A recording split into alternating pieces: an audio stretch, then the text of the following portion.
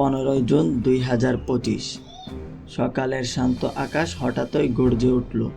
ইরানের দিক থেকে ছুটে এলো শত শত ড্রোন আর ক্ষেপণাস্ত্র ইসরায়েলের দিকে লক্ষ্য করে, প্রতিশোধ, আতঙ্ক আর ধ্বংসের এই বিভীষিকাময় বার্তা নিয়ে।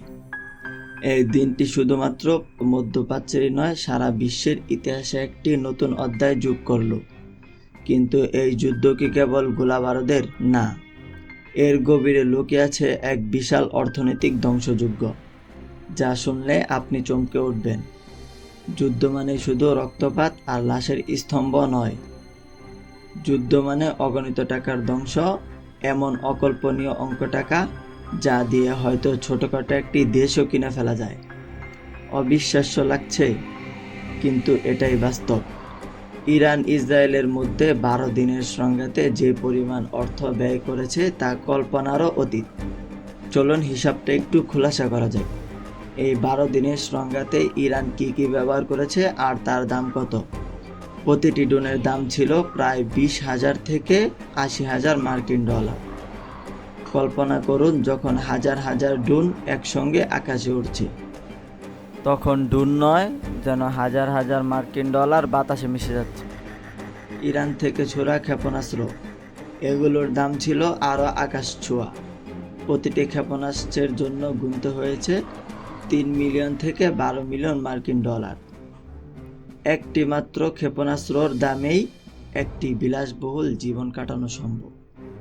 সব মিলিয়ে এই 12 দিনের ভয়াবহ যুদ্ধে ইরানের মোট খরচ হয়েছে প্রায় 12 মিলিয়ন থেকে 35 বিলিয়ন মার্কিন ডলার। এই অঙ্কটা আমাদের বাংলাদেশি টাকায় প্রায় 3 থেকে 4 হাজার ট্রিলিয়ন টাকা। ভাবছেন এই টাকা দিয়ে কি করা যেত? এত পরিমাণ টাকা থাকলে আপনি হয়তো বছরের পর বছর, এমনকি আপনার মৃত্যুর আগ পর্যন্ত বিশ্বের যে কোনো দেশে আরামায়েশে বসবাস করতে পারতেন, কোনো অর্থনৈতিক চিন্তা ছাড়াই।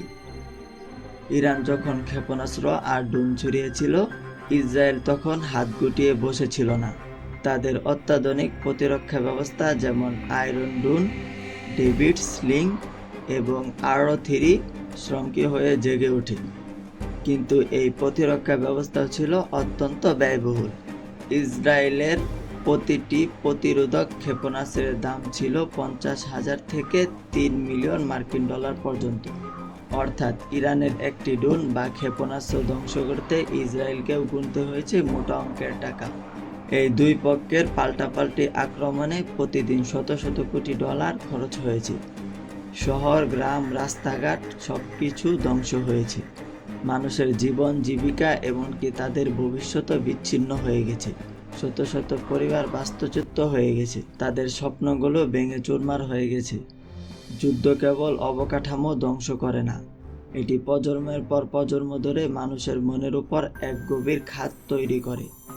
এখন সবচেয়ে চাঞ্চল্যকর প্রশ্নটি আসে, ইরান এই 12 দিনের যুদ্ধে যে পরিমাণ অর্থ খরচ করেছে তা দিয়ে আমাদের বাংলাদেশে কি করা যেত? আমাদের দেশের সকল সরকারি কর্মকর্তাদের বার্ষিক বেতন ভাতার খরচ প্রায় 70,000 থেকে 90,000 কোটি টাকা। ইরান এই যুদ্ধে যে অর্থ নষ্ট করেছে তা দিয়ে আমাদের বাংলাদেশের সকল সহকারী কর্মচারীদের কমপক্ষে 4 থেকে 5 বছরের বেতন পরিশোধ করা যেতে পারত।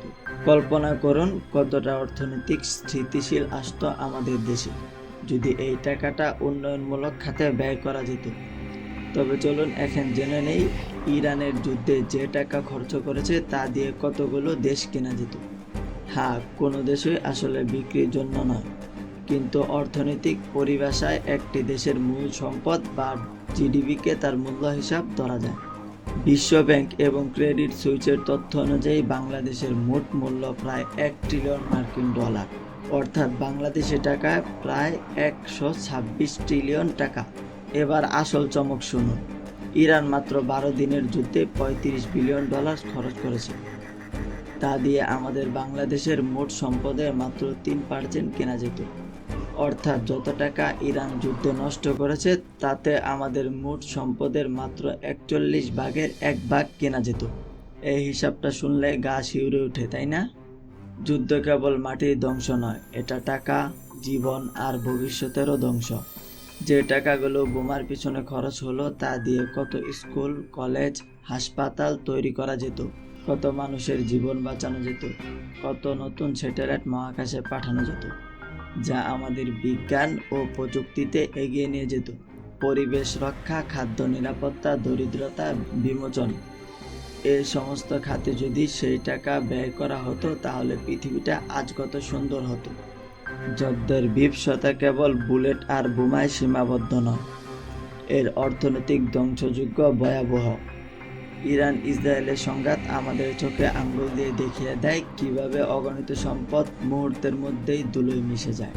আমাদের মতো উন্নয়নশীল দেশগুলোর জন্য এই শিক্ষাটুকু অত্যন্ত গুরুত্বপূর্ণ। শান্তি এবং স্থিতিশীলতাই অর্থনৈতিক উন্নয়নের মূল চাবিকাঠি।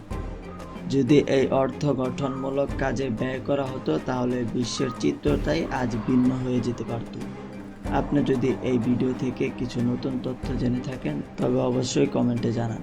আর এমনই রহস্য, রোমাঞ্চকর এবং আনকমন ভিডিও দেখতে চাইলে রহস্যকর ইউটিউব চ্যানেলটি সাবস্ক্রাইব করে পাশে থাকা বেল আইকনটি বাজিয়ে দিন। দেখা হবে অন্য কোনো ভিডিওতে, ততক্ষণ ভালো থাকুন। আল্লাহ হাফিজ।